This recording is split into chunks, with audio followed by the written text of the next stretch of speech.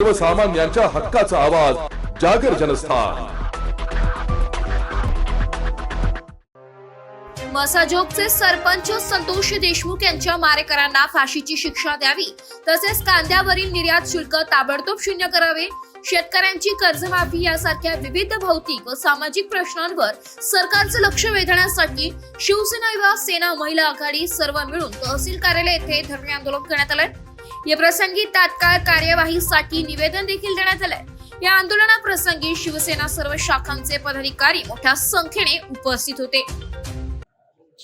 आज शेतकऱ्यांच्या विविध मागण्यांसाठी व मस्साजोगचे सरपंच संतोष देशमुख यांच्या आरोपींना फाशीची शिक्षा व्हावी यासाठी येवला तालुका व शहर शिवसेनेच्या वतीने तहसीलदार साहेबांना या ठिकाणी निवेदन देण्यात आलेले आहे।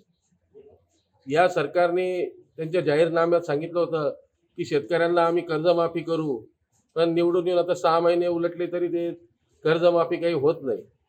त्याच पद्धतीने कांद्यावर निर्यात शुल्क लागू केलं, त्याच्यामुळे कांद्याचे भाव कोसळले, सोयाबीनचे भाव कोसळले। सरकार याकडे लक्ष देत नाही, सरकार त्यांच्या मस्तीमध्ये मुश्किल आहे।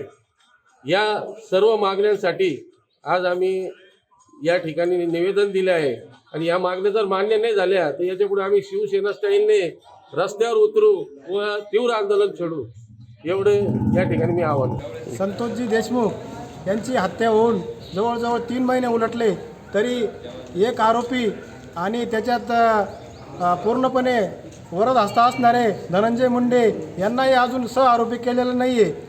त्यामुळे पूर्ण जनतेच्या तीव्र भावना आम्ही आज या निवेदनामार्फत तहसीलदारांना दिलेल्या आहे।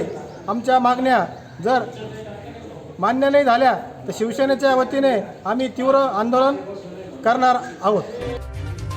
जागर जनस्थान करिता प्रतिनिधी सचिन बखारे, येवला।